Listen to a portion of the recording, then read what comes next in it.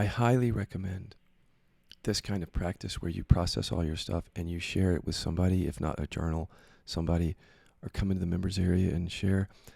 I've been encouraging people into an authenticity challenge where you get on video or you write and blog and tell things about yourself, but you process with KI. For that, we can start a completely different way of spirituality here if we see that we're all the authority for our own experience, and teachers like me can only give you tools and guide. We can't be the authority for your experience, and if we try, you need to get us out of that and stand on your own 2 feet, raise your skill level. See, that's what I did, so I didn't be dependent on these teachers who were still repressing and in trauma. Many of you are going to have to see it that way. You can't rely on us.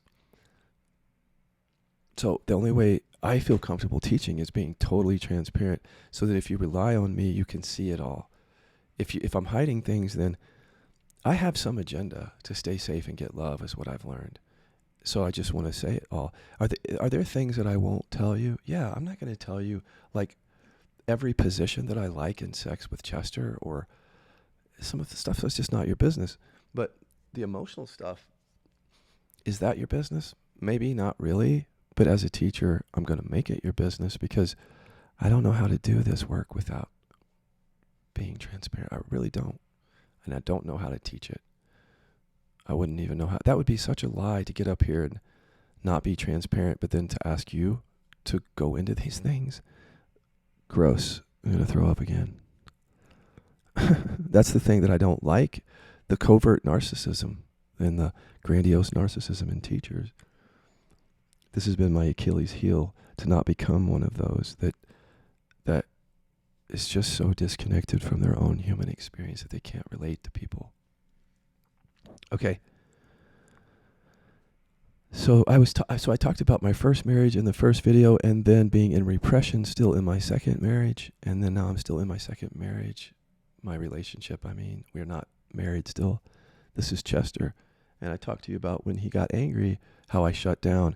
And I deconstructed the entire trigger for you in that last video, number 2. So if you're in anger repression, go watch that, because it just tells you how your trigger works and the source of it. But by me telling on myself, not even by talking about you. Okay, so here, I want to talk about the drugs, because that's part of it. At the time when I was with Chester, in severe pain, nerve pain. I don't even want to get into it, but let's just say it's like 10. It's 10 at times, and I'd be rushed to the emergency room. Really, really, really severe pain at times. Always there. Sometimes it would be better. But it was so connected to all of this, and the reason I bring that up. I'm doing anger repression work in that relationship, and the pain is healing. And but before it's healing, like, it's painful. So, first of all, I didn't want to take anything. So I sat there becoming suicidal, refusing to take medication because of 12-step conditioning. That trigger. And partly non-dual conditioning that says, if you know your true nature, why would you need to take anything? It's just conditioning, mostly 12-step. So here I was, I would have to sit with Dan in restaurants in the morning, or with Chester, he did the same thing, where I'd have to process being able to take something. There was shame involved, and, anger repression. So I was trying to show up in the world a certain way, and that wasn't working. Sobriety wasn't working for me because I was hiding the anger and everything. So I would process it, and then I would be able to take the painkillers. I eventually had surgery. Was on painkillers for 2 weeks after. That wasn't particularly difficult to get off of, because I'd already had a heart opening, and the painkillers, for some reason, had attached to the heart area a lot. And so with a little bit of processing, I switched over to Xanax. The processing that I did was just, at that point, I started to see that the pain was anger. So I started the process of getting to the anger, and when I did, I just didn't need the painkillers. But I still needed Xanax. I was on that for several months, and I was having difficulty feeling into the pain and getting to the anger repression. So I processed that to get on ketamine. The ketamine helped me a lot to process the somatic stuff. There were breakthroughs during the ketamine, because I could finally use a medication that wasn't drowning out the sensations. And then on to weed and some other things, but that's basically it. Like, there's not much to say there, really, other than this. My trigger is around drugs, or my suffering has been, my ego has been, I can't do that. I need dad's love, actually. So I grew up, if I smoked weed or if I engaged in sex or something, I had to hide all of that. Everything had to be hidden, any kind of pleasure. Meanwhile, my dad is engaging in pleasure on the side, porn and stuff. But that doesn't matter, right? Because it feels like in the household, I just can't be myself. The part of me that likes to enjoy life, that's bad. That's wrong. That's the message that I learned. So that fucked me, because when I started to use drugs, it became a big deal, because now I have to hide that, and my identity got involved in it. And then once that happens, and the shame, it's on. So a big part of the processing of the drugs was the shame. Like being able to come out here and talk about it, and being able to own the feelings of shame of having to use something. And then using something and having difficulty getting off of it, because I have anger repression, and the shame of difficulty getting off of it, and then getting off of it, and still needing something else, and the shame of that. See, I was just not trusting my body. I needed those things. It's really intense pain, but I wasn't trusting myself. And instead, the conditioning of the 12-step and the I have to be good was there. And it almost killed me, before I started to medicate. But see, this time around, I wasn't using the way that I used before because of all the processing. But I wasn't trusting that, because it's like any use in the 12-step is bad. But I was using totally differently, as one would take for pain. Not loads of it. That was all gone. The excessive unconscious using was gone because of the work that I had done. But I was sitting there telling myself that even using it legitimately for pain, that I shouldn't.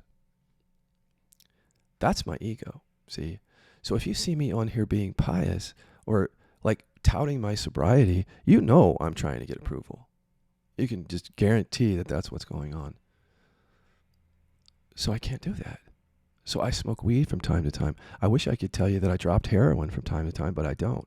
The reason I wish I could tell you that is because I don't want to fucking be pious. I don't want that. That's not me. I'm not like that person who's like so wonderful he doesn't engage in pleasure. I love pleasure. So no, let me go on record.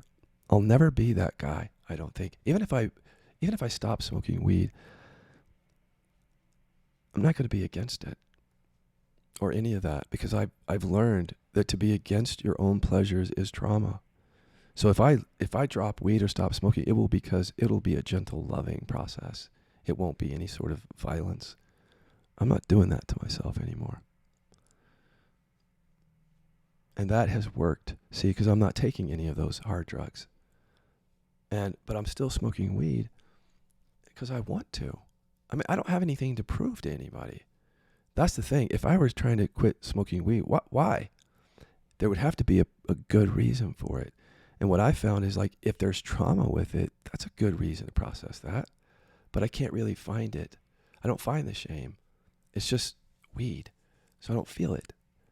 And I'm talking about it. So I don't see that there's an issue. But I'm always open. There could be something that I don't see. See, because my brain still tells me, look for it, because maybe there is something. But fuck that. It's like, I'm just going to smoke weed. Fuck y'all.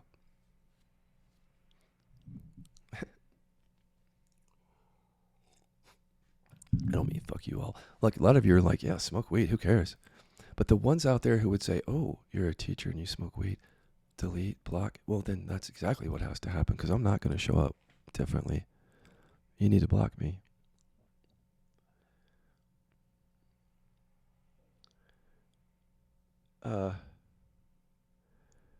So I'm settled in that area, I know now that if I become compulsive about something, I have tools so I can process that. So I'm not scared of that. And so that makes me able to use things. See, so if I went to a restaurant, I could order wine, even though I've had a history of addiction, and I wouldn't want a second one. And I trust that. That's my body saying no to that. But there's nothing in there saying that I shouldn't. See, that's the difference. There's no shame around it. Yeah. Okay, well, let's go to the next video. That was mainly about the drugs. I still haven't talked about coming out of repression and what are the triggers when you come out of repression. Are there any? And let me tell all around that.